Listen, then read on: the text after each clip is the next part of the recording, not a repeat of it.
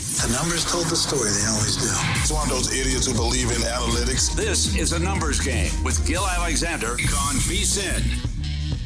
Hour 2 of A Numbers Game coming at you. I'm Joe Ceraulo. He's Kelley Bydlon. Fun first hour here on a Thursday morning. More fun to be had. We're going to dive into it all. NFL future team odds for some wide receivers. Going to talk college hoops with our friend John Henson from the Field of 68, former NBA player, former star at the University of North Carolina. God knows UNC could use him right now, Kelley. Yes, they surely could, yes. And hopefully we get the right John this time. Yeah, that's right. I wasn't going to let that one slide. 3 Johns, 3 days in a row. Yep, absolutely. Follow him on Twitter at Kelley Bydlon. Make sure you interact with myself at the Joe Ceraulo. Best tweets will get read on air. Worst tweets, well, if they're funny, they might get read too. If they're not, they might just get blocked. But that's how we roll here on A Numbers Game. Kelley teased some NFL wide receivers who might be looking for a new home. We talked about Matthew Stafford earlier in the week here on the show. How about his teammate, the guy who he won a Super Bowl with in their own building a couple of years ago, Cooper Kupp? I would say if Stafford's maybe 50-50 to land on a new team, Cooper Kupp is a damn near guarantee to be out of Los Angeles. The team has already come out and said that they're looking to part ways. Kelley, where could you see Cooper Kupp going and making sense as a fit? Man, I think there's a lot of teams out there that could use a wide receiver like him. I know the Steelers are one of the short shots. Again, we talked about them yesterday. They always are in this Aaron market. Rodgers. Yeah, it feels like they are always in this market when it does come to wide receivers. I think he is absolutely a guy that needs to be looked at, though, from the Steelers side. And there's multiple teams. I think the Cowboys could make sense. And I mean, they've got a lot of problems, but you're going to need to pair another wide receiver next to CeeDee Lamb. So I think there's someone that needs to be considered. You have odds on that? Yeah, there should be. Yep, absolutely. Because I'm not seeing them as one of the short shots on this list. So that's a really interesting if you're looking for a value play there.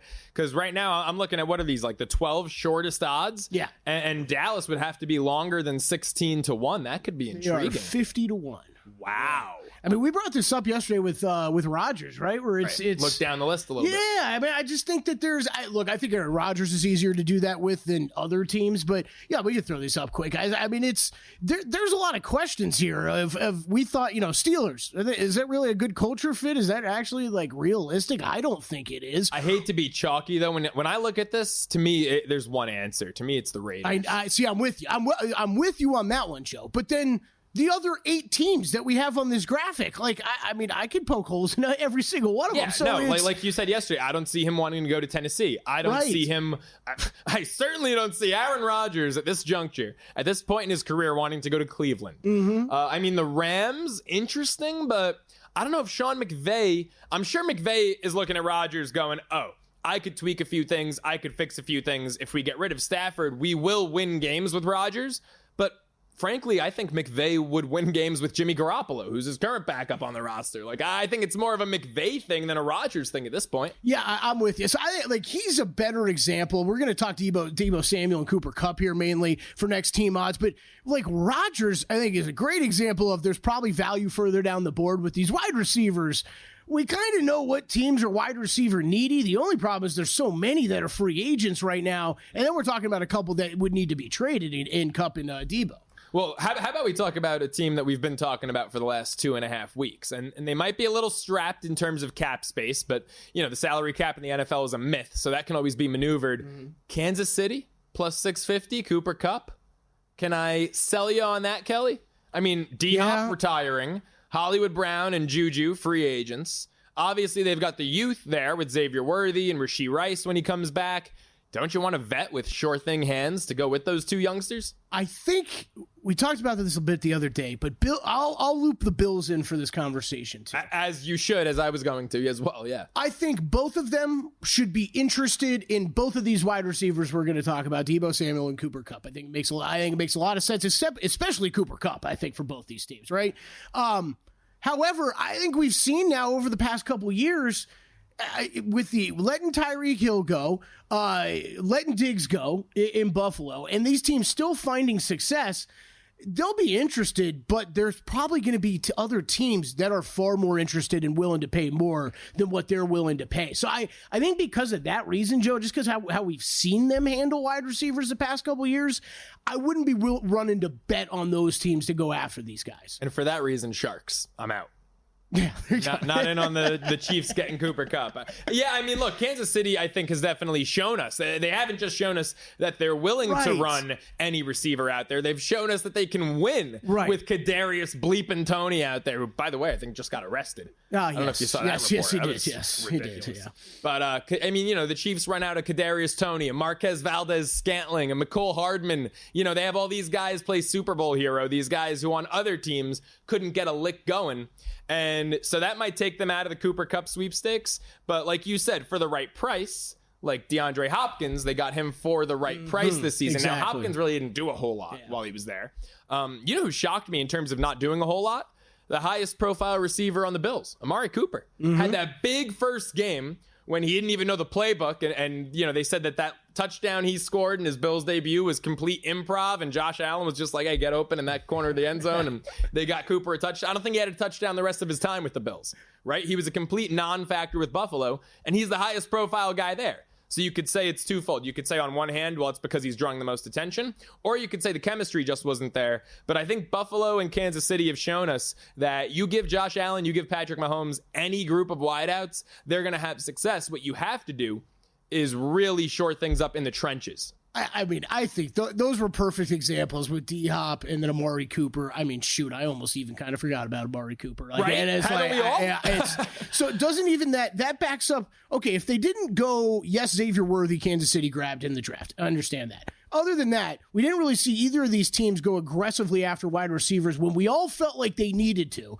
They win games. They pick up veteran guys for cheap during the season that didn't really do anything, so they still probably feel like they probably overpaid just because they paid anything. They feel like they overpaid for these guys. I just think when it comes to Cooper Kupp and Deebo Samuel, I don't think those two teams are all that realistic. Just to run through these Cooper Kupp odds: Broncos short shot plus 450, Steelers plus 500, Commanders plus 550. I think that's an interesting one. Yeah. Patriots plus 600, Chiefs plus 650, Lions plus 750. Everybody else 10-1 or longer. And I think the Commanders, Patriots, maybe even Steelers are a good example of that is. I don't like the Patriot fit. Yeah, I don't love it either. But just because Cooper Kupp probably wants to go somewhere that's more win now, and agreed. The Pats could be a year away. Now that they've got Vrabel and they've got the right pieces, they could be a win 2026 team.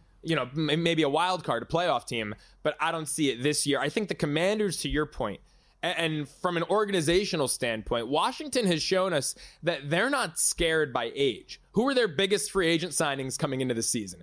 Zach Ertz, Austin Eckler, Bobby Wagner.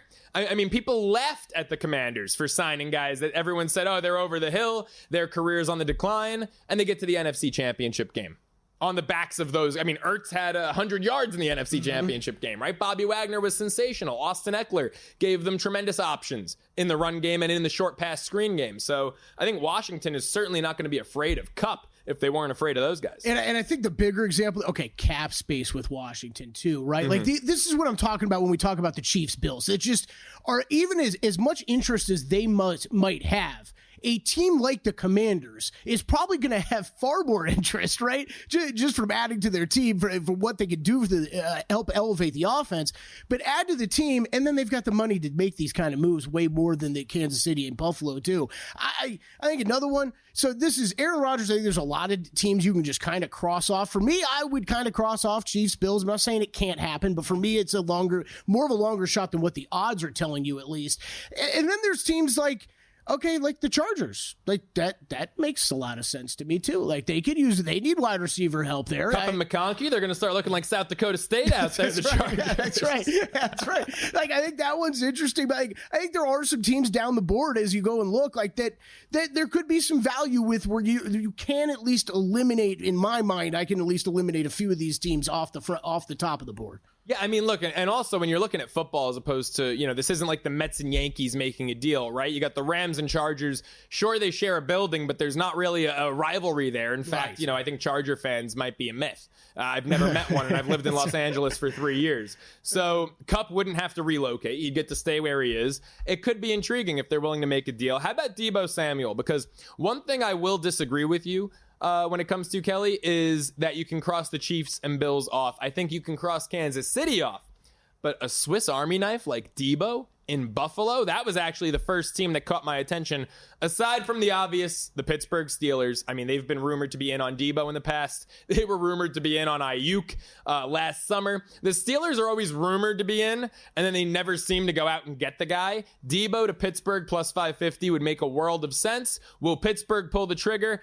I mean, they had an opportunity in the past on Deebo and on Ayuk, and they didn't do it either time. But I think Buffalo, 12-1, longer shot than Kupp to the Bills. That Swiss Army knife type of a style working with Josh Allen would be terrifying. Yeah, I think that one's interesting. It's always you got to be careful though with taking the ball out of Josh Allen's hands, right? That's where the Swiss Army knife thing I think gets interesting from that standpoint of how many plays you're going to design specifically for him, especially if there's short yardage stuff that requires less out of Josh Allen. I'm with you though. I think for both of those teams, just because we've seen Chiefs already have Xavier Worthy, so I think maybe that doesn't apply as much there. But yeah, I think as opposed to Cooper Kupp, yes, I would think the Bills would be more interested in a Deebo because of that. I mean, it would make them dangerous. James Cook. I mean, you look at the way that they use their running backs. They've got 3 running backs that they get involved in both the run and the pass game. Right. Yeah, exactly. No, exactly. I do think what's interesting with both these guys, though, Joe, it's easy for us to pick teams that we think make sense and everything. We don't know how they feel about their careers, though, right now. Like, they may not feel like they're on the last legs of their careers. Especially for Deebo, who knows? Deebo's young. Cooper Kupp more so. Yeah, he might think he's got 5 years, and maybe a team like the Patriots is more in play. Who knows? Drake made a Cooper Kupp. That would be something to see. We'll look at the NFL draft and some odds to go number 1 up next, plus a little golf with the Genesis Invitational. It's a numbers game. He's Kelley Bydlon. I'm Joe Ceraulo.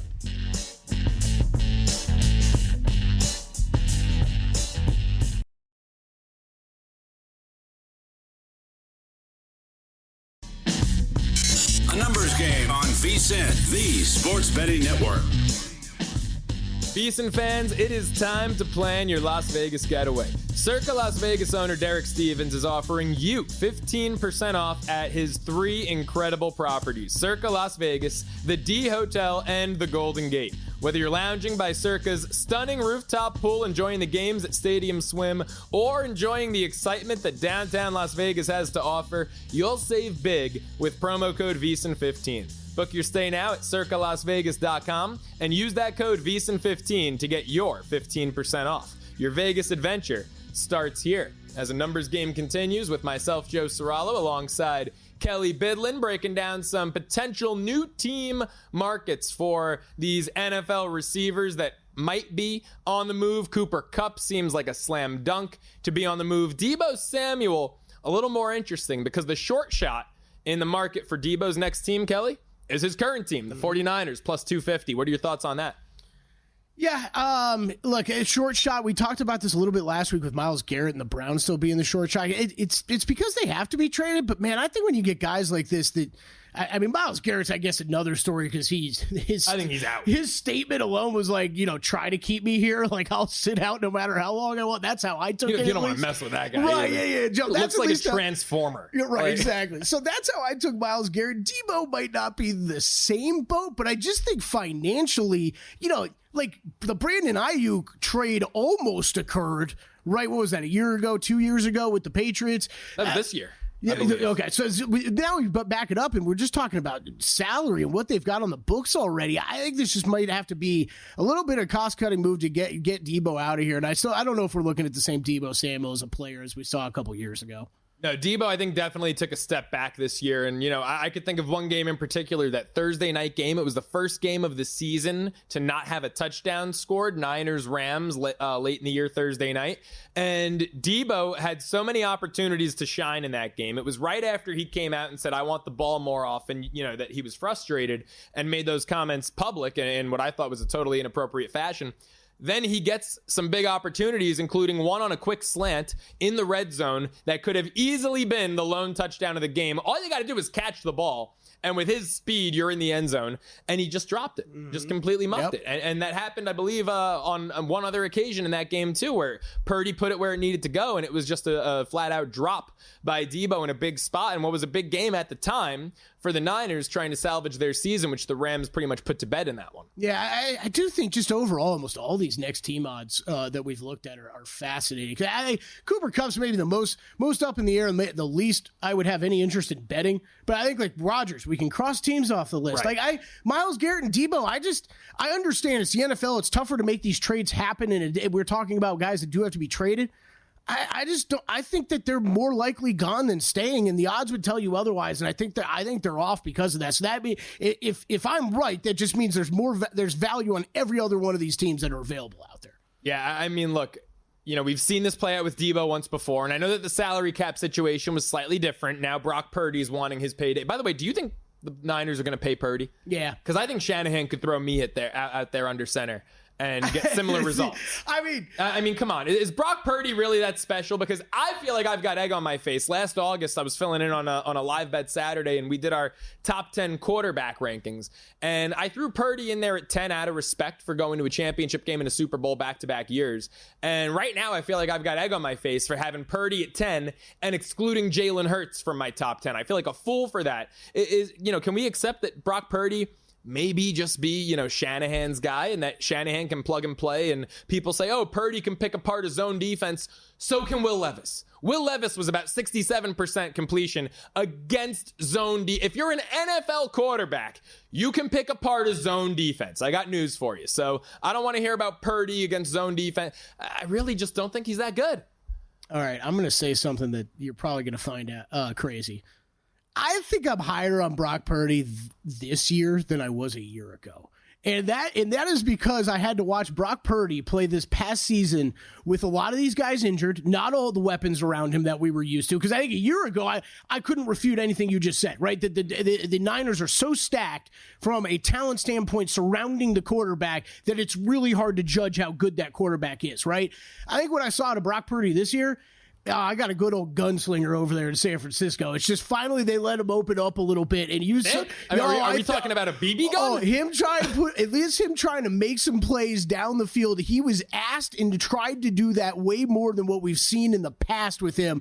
And I love that in a quarterback. Sorry, Joe. I'm loving in a quarterback that's willing to try to push the ball downfield and make some things happen. And finally, this was the first year that we even saw the Niners need him to do that, right? Because of what you talked about. Tommy DeVito tried to make things happen. He didn't.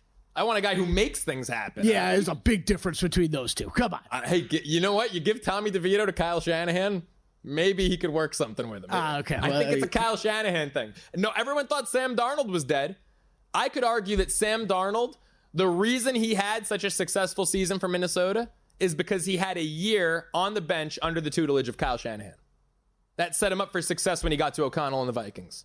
But if he was so great with Kyle Shanahan, why wasn't he starting in front of Brock Purdy? Because it was already Purdy's job at that point.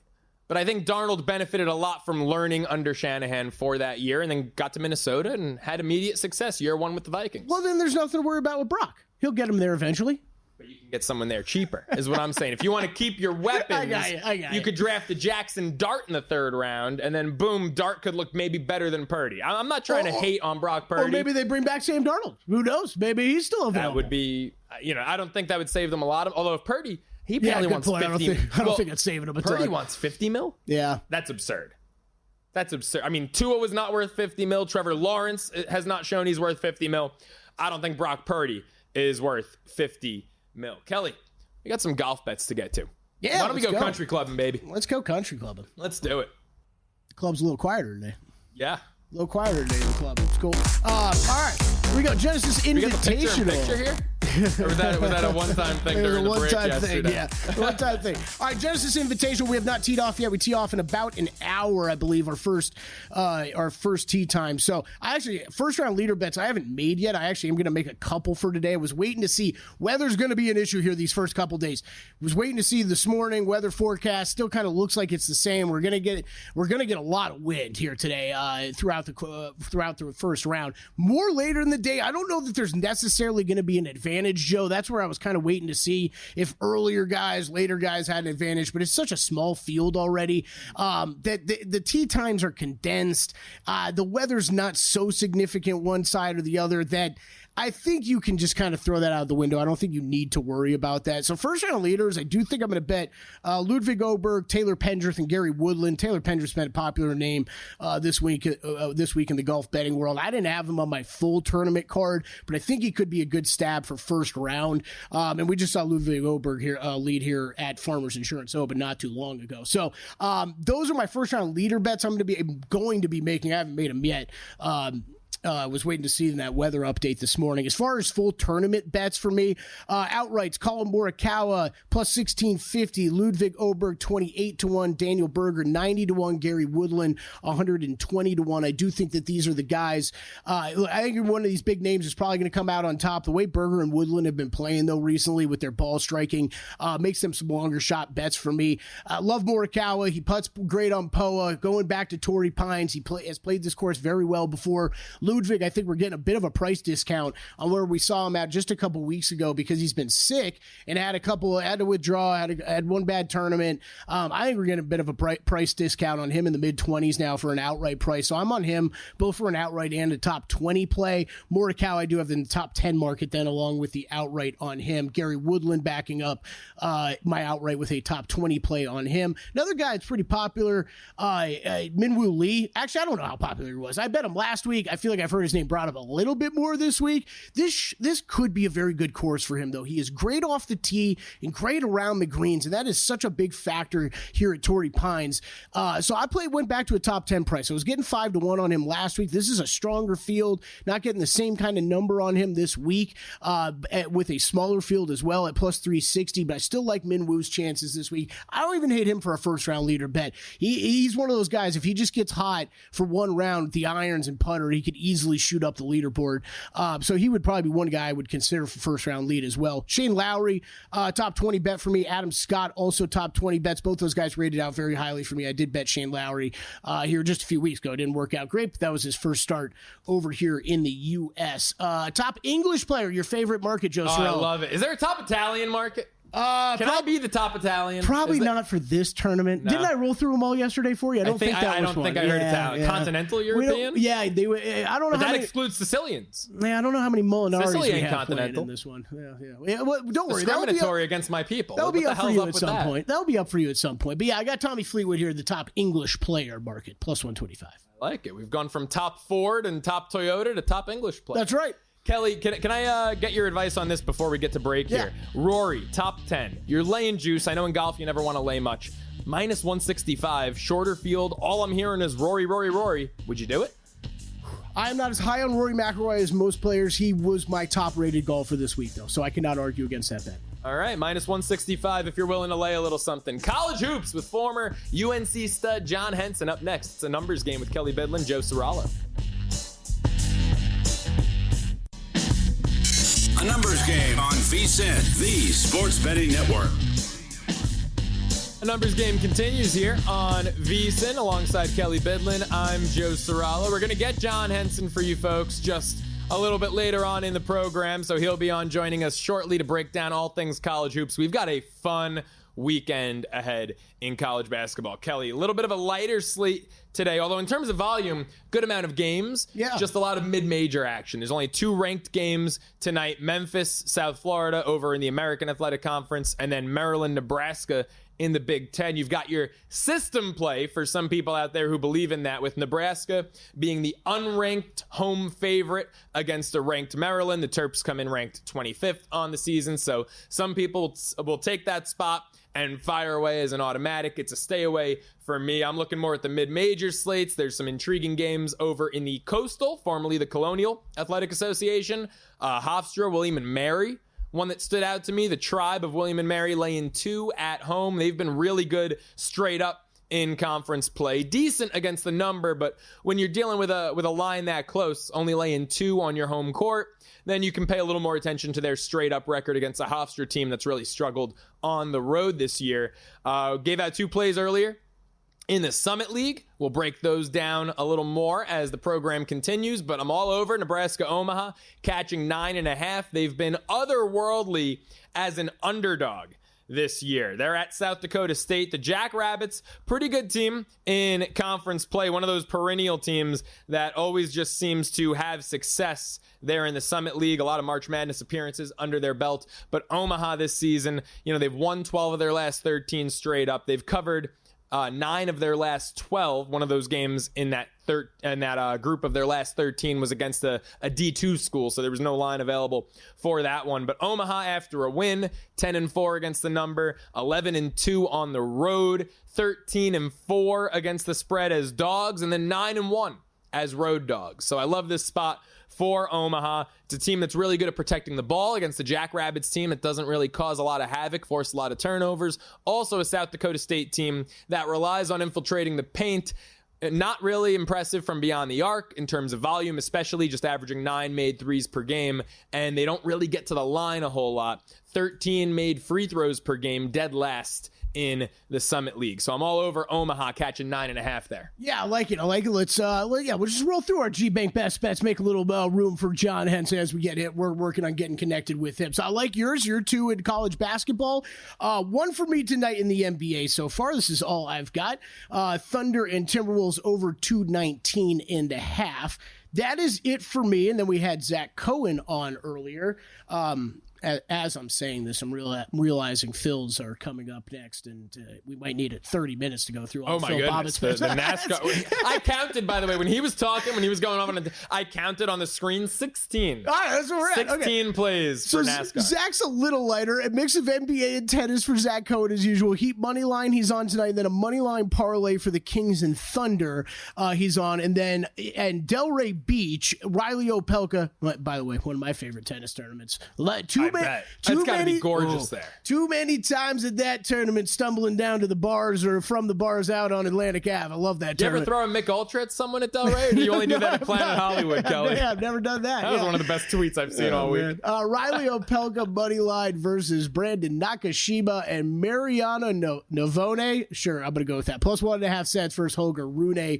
That is it for Zach Cohen. And then Phil Bobbitt with a lot starting tonight in the duels. He has, let's see, Chase, these are his futures. Chase Briscoe over 1.5 wins. Shane Van Gisbergen under 1.5 wins. That is on the season. I think I did. I'm glad you're doing all the tough names. I figured I would take it off your plate, Joe. Okay, here we go. That is all of his bets for Daytona 500. Outright winners: Chase Elliott 18-1, William Byron 20-1, Alex Bowman 35-1, Justin Haley, and as he said, not that I'm a big NASCAR guy, but man, have I never seen this name before. 55-1 on Justin Haley. And then the Front Row Motorsports Group, 13-1. Top 10's on Noah Gragson that he was pretty high on. He has him as top Ford as well. Plus 240 for the top 10, 16-1 for the top Ford. Zane Smith, plus 325 top 10. Ty Dillon, 3-1 top 10. And then we also have positional. So this is kind of like a finishing position. It's funny that you brought it up, Joe, because a lot of these are comparable to the golf markets, right? So there's a lot of you can bet, I'll bet top 20s in golf. There are certain places that will post up a guy over under 32.5. Where is he going to finish in the tournament? That's what he's doing here with Martin Truex. Just can't do nationalities in NASCAR. Yeah. I think that one might be a little tougher. And you had a big smile on your face leading into that one. You can go by state, maybe. Top Alabamian, top Floridian, top Georgian. I don't think you can go by country or by race for that matter in NASCAR. Well, that's where they get top manufacturer, right? Yeah, exactly. Ford, Chevy, Toyota. There you go. Toyota, that's the only international thing I'm seeing on that board. Yeah, that's right. Matchups, he's got Ford over Chevy. I actually liked this breakdown. I think this is what I'm going to tail. We're talking about a race with a lot of crashes. He's simply taking the manufacturer that has more cars in the race. I think he said 7 What did to he say? 5. 5 of the top projected 7 are Fords. So it was something that I think he said 7 Fords in the race and 5 Chevys. So he's just literally taking the larger number of cars that are in the race. So I think that's a smart bet. Then Byron over Keselowski for a matchup, and then the top manufacturer bets: top Ford, Noah Gragson, we talked about; top Chevy, Alex Bowman, and top Toyota, Jay Nemechek. Sure, that sounds like a hockey player, but I'm gonna go with that. And then this was an interesting one. We talked about all the crashes. Lap 190 leader to win the race, so the leader after 190 laps. Yes, at 4-1, he liked. So that's a lot of bets from Phil Bobbitt as usual. Love it when he comes on the show and dishes out a bunch of racing bets. 16 of them to be exact. We'll see how many get home. Well, obviously, I mean, you can't judge him by his record because the outright winner he's got 5. Right, yes, so you got to go by the units and not the record, because if he could go 1-4 there, and if he hits a 55-1 on Justin Haley, it's a pretty damn good forget day. It's a pretty damn good year if you hit a 55-1. Folks, best bets, of course, brought to you by G-Bank, the official bank of VSiN. And G-Bank is upping the ante with up to a $750 bonus for new G-Bank Visa Signature Card customers. First, new customers who spend $1,000 on eligible purchases within 90 days from account opening receive a $250 bonus. In addition, if you spend $50,000 on gaming and sports app loads within the same 30 days of your account opening, you'll receive another $500 bonus. That's potentially a $750 bonus. Apply now, VSiN.com/GBank. That's VSiN.com/GBank, subject to credit approval. Terms and conditions, of course, apply.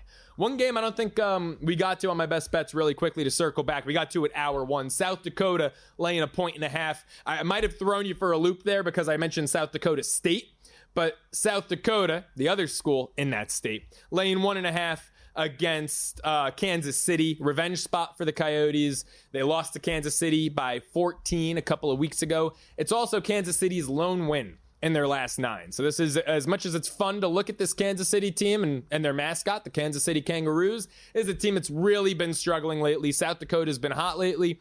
We talked about volume and how South Dakota State doesn't really get there in terms of volume from the free throw line. South Dakota's top 25 in the country in field goal attempts per game. Over 62 shots attempted per game. Almost 86 points per game for these Coyotes. So they're at home here. It's a revenge spot. You factor in the home court. If they dictate the pace of play, this is a Kansas City team that likes to take things really slow. They hit the glass. They run a half-court tempo. If South Dakota on their home court dictates the pace of play, they're going to run the Roos out of the gym. There's no way Kansas City can keep up with them in that one. I like it. So two official bets for you tonight. Anything else that you were kind of leaning towards or you liked that you just didn't make the cut? It's a big board right now. I mean, I know it's Thursday. I'm already glued to Saturday. I'm looking at, that Saturday slate. As far as tonight, William & Mary was one that really intrigued me. As we look down the list, they're hosting Hofstra, which, it stinks. I hate betting against Hofstra. I grew up going to a ton of Hofstra games. I love Speedy Claxton over there. But right now, William & Mary -2 might make sense in that contest. This Hofstra team's just been really inconsistent, especially on the road this year. Some interesting Sun Belt games. Nothing I'm probably going to get to the window on. Also sticking in the Coastal, the former Colonial, Charleston at UNC Wilmington. These are 2 top dogs in the conference, and UNC Wilmington on their home court's laying 6 and a hook. I've loved to bet on both of these teams. They're both pretty strong bets throughout the season as a whole, but 6.5 might be too many points to be given up to this Charleston Cougars squad. Again, not sure if I'm going to actually get to the counter on that one. I like those 2 Summit League plays I've got in pocket, but there is something ahead of the Auburn-Alabama game that intrigues the hell out of me, and it's SEC regular season conference champ. Yes. Instead of playing the money line, because this game is going to be a near pick'em, number 1 Auburn, number 2 Alabama. Right now, these teams both have 1 loss in conference play. Auburn's -240 to win the SEC regular season crown. Bama's +220. Now, obviously, there's other factors. You got to look at the rest of the schedule, and Bama probably has a slightly more difficult schedule there. But this game is still going to have a lot to do with that. Instead of playing this game, if you lean Bama, +220 to win the SEC. Yeah, it makes a lot of sense. I like it. Makes a lot of sense. I mean, you could always... You can wait, too, if you want to see exactly what the lines end up get posted at, but you're right. It's likely you're going to get that situation. You get better bang for your buck that way. Yeah, we'll talk to our guy John Henson from the Field of 68, former UNC stud, about it on the other side. It's a numbers game. He's Kelley Bydlon. I'm Joe Ceraulo.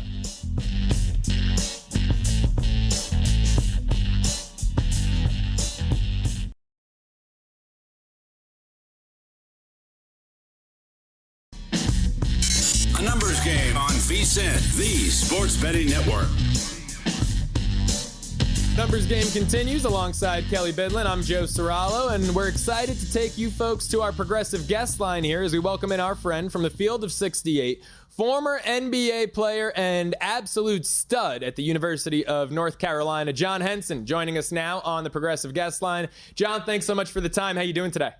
I'm good, man. How are you guys? Fantastic. Now that you're here, man, I'm excited to talk college hoops with you. And, you know, maybe on not the most excited note, we've got to start off talking about your UNC Tar Heels, because you were there during a period of absolute excellence where winning was the expectation. It was the norm. And, you know, it's been a very tumultuous, very up and down last 4 years there. You go from runner-up in Hubert Davis's first season, Sweet 16 a year ago, but now it's looking like years 2 and probably 4 might result in this team not making the tournament. So I've got to ask you, how hot is that seat getting for Coach? I think, you know, it's warm right now. He's probably allowed himself another year because they're going to kind of revamp the front office, quote unquote, get a GM and, you know, try to get with the times. You know, North Carolina is a very old school place. We do things the old school way, and that just is not going to work in this day of college basketball, and they're finding it out very quickly. Well, they just hired Bill Belichick. Come on, John. they're very forward thinking right now. And let me tell you, the Bill Belichick hire, you know, internally was done kind of went kind of behind the AD's back a little bit and kind of like, you know, proposition Bill. So it's a lot going on over there. Oh, okay. Wow. All right. A little inside going on. I like it. Yeah. I mean, I thought it was a progressive hire in terms of his girlfriend, but maybe not so much in terms of Bill. Well, she'll be able to blend in at the local bars, so I'm sure she's still going to the Chi Omega parties, John. Come on, you know what that's about. John, I'm pumped to have you on. I think I know the answer to this question, but you got a big college basketball guy next to me, a big NBA guy here as far as betting goes every single night. Al, are you more often recognized as former North Carolina great or former Milwaukee Buck great? Because that's what I think of when I think John Henson. I'm recognized a lot more as a North Carolina guy. But if you're a Milwaukee, if you're a Milwaukee fan, like when I see Milwaukee fans, they like, you know, run up to me. They're like, oh my God. Like, you know, so it's, it just depends. But I get North Carolina a lot more, especially like down south. Maybe up north is more of an NBA.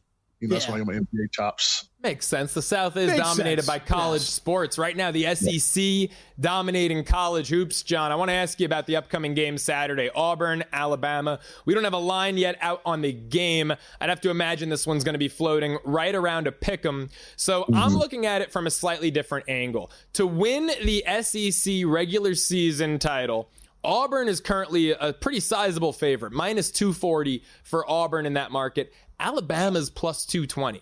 If this one's going to be about a pick'em on the game as an individual contest, do you think it would make more sense to take Alabama to win the conference, to win the regular season at plus 220? What are your thoughts on that bet, and what are your thoughts on this upcoming game? Well, I do like that bet, but if you look at Alabama's schedule, I mean, Auburn is just the start of their problems right now, what's going on. So definitely it's something to look at. And then as far as the game, I got to go Auburn. I mean, I think they're, you know, by and large, the best team along with Duke. And they seem to rise to the occasion. As soon as we kind of see the little doubt in there, they always kind of come through. And if I could get Auburn as a pick'em, I don't think we're going to get many points with them. I mean, if they do give us points, please, I'm gonna hammer them. But if I get Auburn as a pick'em against Alabama, who's kind of on a win streak, I just can't see Auburn losing 2 out of 3. You know, that I don't think they're that type of team.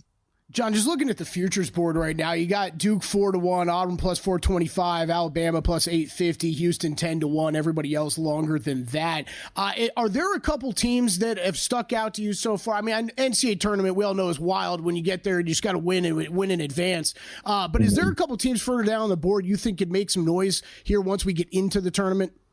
You know, I was super high on Iowa State. All their metrics kind of lend you to believe that they're a top tier team. Now they've kind of fell back a little bit, but the numbers say Iowa State is a team to kind of look out for defensively and offensively. And, you know, no one's talking about Texas Tech. They're surging right now. Not going to say they're in the championship tier contenders, but, you know, they made that Final Four run last year kind of out the blue. They've kind of got the same kind of look and feel as that Final Four team did. Yeah, just a really well-coached team also. John, not the biggest slate tonight in terms of ranked matchups. Got 2 top 25 teams in action. Maryland catching 1.5 at Nebraska. Memphis laying 7.5 at South Florida. I'm in on some mid-major games. I got 2 plays in the Summit League. South Dakota minus 1.5 against Kansas City. Omaha catching 9.5 at South Dakota State. You have any action tonight? Any mid-major games? Anything in those 2 ranked matchups? Anything tonight's board caught your eye? You know, I'm going to actually go to that South Florida game because it's in Tampa. So I'll get to see those guys play in live. I don't love 8 points on the road anywhere, right, especially a kind of Memphis team that's could walk into that arena and see USF on the jersey and, you know, kind of maybe cruise. But I do like Maryland. Okay. You know, obviously a tough place to play. As we know, Nebraska can beat you at their place, but I think Maryland is up for the challenge, and they've got to start stacking some wins. And I think this is an important game to separate themselves in the Big Ten. And John, I want to ask you about one team in your conference in the ACC over there, because I wasn't sure if their early season success was going to translate into conference play. Clemson looks good. And this is a team that's had some tournament success in recent years. They come off the big win against Duke. Everyone's saying Monday night's a letdown spot. I laid the 4 with them against your Tar Heels. I apologize for doing that. But that is too. Okay. I mean, it was the game was over at halftime. Yeah. It was the easiest win of the year. How far can this Clemson team go this year in March? Well, you know, I have a Clemson game. I'm calling Clemson Florida State this weekend. So I've actually done a deep dive these last few days on Clemson, and they're really good. They got 4 guys that can shoot over 40%, that shoot 40% or better from the 3. They've got 2 great guards that complement each other, like kind of offensively and defensively, in Hunter and Jaden Zachary. They've got the big fella who's scored 20 the last 2 games. So Clemson, I mean, they're a really, really good team, and they defend. So they kind of have all that encompassing. I mean, that's why they beat Duke and they beat those teams at home, Kentucky at home as well. So, you know, they're a force to be reckoned with. And then, you know, as far as this weekend, just for people that, you know, may wager on this game, Florida State's really bad at guarding the 3. Clemson's really good at shooting the 3. Take that for what you would like, and go from there. I love it. We got a Seminole sitting next to me right now. You saying my nose don't have a shot, John? Come on. Listen, the problem with Florida State is when you play them once, they played them once, they beat them by 20. Florida State, once you play them, they get you with their size and their length when you play them once. Now that Clemson's played them twice, I think they're going to be ready. Florida State coming off an emotional Wake Forest comeback as well. I don't know about your Seminoles, man. It might be a long Saturday. Hey, we're turning the calendar over to baseball season. It's a baseball school now, right, John. It just always shifts. You know how that goes. Football, basketball. Exactly. Shoot. It just depends how the year's going. You guys know how it is. All right, let's talk a little bit of NBA, John. We've talked a lot about the Western Conference. I want Eastern Conference. You played a long time in the East. The power rank just the top 3 teams for me, because I found this an interesting discussion between bettors. I think everybody kind of agrees it's Boston, Cleveland, and New York. Hopefully, 1, do you agree with that? And 2, what order would you put those 3 teams in as we're getting closer to the end of the season here and then heading into the playoffs? I would go Cleveland, Boston, New York. I've kind of been on Cleveland this whole year. Their record shows they're really good. The thing that you kind of only concerns with Cleveland is Boston's kind of got that, you know, we're cruising. We know who we are. We know where we want to be.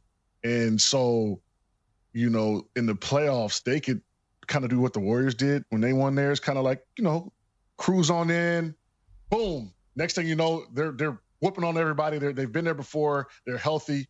So I think it's going to end up being Cleveland or Boston. I think Boston comes out of the East, though. Sorry for my Cavs. Those are my guys over there. I played for a couple of years. But I think Boston's got the experience, and they just keep on trucking, man. They keep on winning. Now, what about your old Milwaukee squad? Because this is old Milwaukee, not just a beer, too. But your Buck squad, I mean, I'm one who says never count Giannis Antetokounmpo out. And when he is playing, he's one of the best in the world. You know that as well as anybody. Any confidence that this Bucks team can make some noise? For sure. When Giannis gets healthy, I think Kuzma, you know, Chris Middleton is one of my best friends. But, you know, Kuzma is an upgrade. I mean, Chris was injured. You know, he was getting older. all that long money he had. He was just chilling. So Kuzma's a guy that's coming in younger. Shoots the three at a high clip. He's a bit more of a playmaker as well, off the ball. So I think for what he is, the Bucks got better, and it gives him a chance to go on a stretch run. But they're going to have to see one of the three big dogs in the second round, so that could be tricky. John, really appreciate the time, man. Thanks so much for the insight. Appreciate you guys. Yep. Follow him on Twitter at John Henson 31. Does terrific work over there at the Field of 68. Folks, that'll do it for a numbers game. He's Kelley Bydlon. I'm Joe Ceraulo. The great content at VSiN never ends, though. Money Moves with Stormy Bonatoni and Grace Remington up next.